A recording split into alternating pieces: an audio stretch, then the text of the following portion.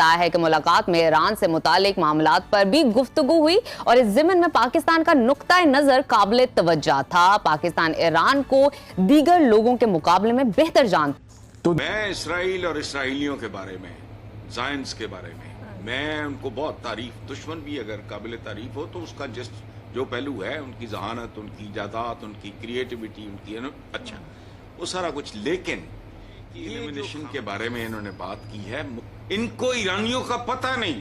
بڑا مہنگا پڑے گا. یہاں پہ ایک سیئنگ ہے، نو لنچ از فری. فری میں کوئی لنچ نہیں دیتا.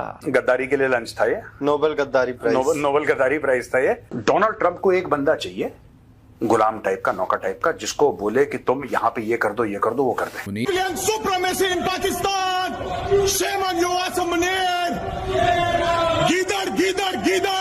ابھی کہا جا رہا ہے کہ یہ تھیٹر جو ہے وار کا یہ بڑا ہو سکتا ہے اور اس میں پاکستان کی نام جا رہا ہے کہ پاکستان کی اس میں انوالومنٹ ہوگی.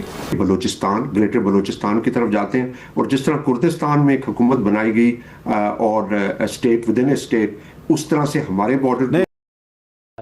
اس سے مسلمانوں کی کوئی نئی امید پیدا ہوگی. اب آپ کا جو سوال ہے، نئے منظر نامے کا جو تعین ہے وہ اس جنگ کے نتیجے سے ہوگا. صحیح. فوری نتیجہ بھی جو ہمیں نظر آئے گا اور وہ لانگ ٹرم نتیجہ بھی جو ہمیں فوری طور پہ نظر نہیں آئے گا. مسلمانوں کو یہ سادہ سی بات سمجھ آ جائے، اللہ نے نظر بد سے بچائے، یہ سوچ ہمارے پاس ہے ہی نہیں.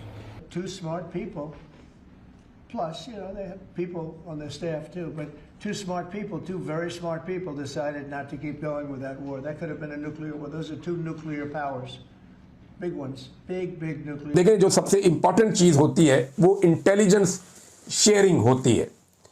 کیونکہ دیکھیں ایک بات ڈونلڈ ٹرمپ نے بار بار کی ہے کہ ایران کو سب سے بہتر پاکستان سمجھتا ہے، ایران کو سب سے بہتر پاکستان جانتا ہے. مسلم امہ میں کوئی اس وقت ایران کے ساتھ نہیں ہے. یہ میں تاریخ میں نہیں جانا چاہتا کہ یہ کیوں نہیں ہے. امریکہ کو ضرورت تھی اس وقت پاکستان کی، اڈے ہوں، جاسوسی کروانی ہو، انٹیلیجنس شیئرنگ ہو. اگر وہاں پر کوئی رجیم چینج، اب اوپر سے بم مارنے سے تو رجیم چینج نہیں. میں اکثر یہ دیکھتا ہوں کہ عالم اسلام کے اور اس کے حاصلوں کے درمیان عائشہ 1 سال میں 1 صدی کا گیپ پیدا ہو رہا ہے. یقین کرو یہ اچیویبل ٹارگٹ رہے گا ہی نہیں اگر اب بھی ان کو ہوش نہیں آئے. مودی نے جو یہ کہا ہے اس ٹیلی فون کال کے اندر ہی کہ جی ہمیں امریکہ کی ثالثی جو ہے نا کشمیر کے اوپر وہ قبول نہیں ہے. ہمیں یہ لگ رہا تھا کہ شاید ٹرمپ سے ہمارے تعلقات بڑے اچھے ہو گئے، ٹرمپ بڑا آپٹیمسٹک ہو گیا کشمیر کو لے کر، تو انڈیا کو بھی قابو کر لے گا ٹرمپ. سفارتی لیول پہ سیٹ بیک ہے.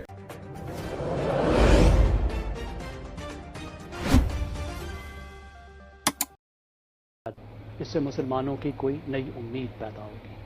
اب آپ کا جو سوال ہے، نئے منظر نامے کا جو تعین ہے وہ اس جنگ کے نتیجے سے ہوگا. صحیح. فوری نتیجہ بھی جو ہمیں نظر آئے گا اور وہ لانگ ٹرم نتیجہ بھی جو ہمیں فوری طور پہ نظر نہیں آئے گا. مسلمانوں کو یہ سادہ سی بات سمجھ آ جائے، اللہ نے نظر بد سے بچائے، یہ سوچ ہمارے پاس ہے ہی نہیں. میں اکثر یہ دیکھتا ہوں کہ عالم اسلام کے اور اس کے حاصلوں کے درمیان عائشہ 1 سال میں 1 صدی کا گیپ پیدا ہو رہا ہے. یقین کرو یہ اچیویبل ٹارگٹ رہے گا ہی نہیں اگر اب بھی ان کو ہوش نہیں آئے. یہ جو انہوں نے بات کی ہے نا، کمال، سبحان اللہ. اچھا دوسری بات، میں اسرائیل اور اسرائیلیوں کے بارے میں، زائنس کے بارے میں ان کو بہت تعریف، دشمن بھی اگر قابل تعریف ہو تو اس کا جو پہلو ہے، ان کی ذہانت، ان کی ایجادات، ان کی کریٹیوٹی، ان کی اچھا وہ سارا کچھ. لیکن ایلیمنیشن کے بارے میں انہوں نے بات کی ہے، ان کو ایرانیوں کا پتہ نہیں. دیکھو خامنائی، اللہ نہ کرے اللہ ان کو صحت زندگی دے، اگر وہ شہید ہوتے ہیں اور اس کی جگہ کوئی چمچہ آتا ہے، خدا کی قسم ایرانی عوام ان کی چیتھڑے.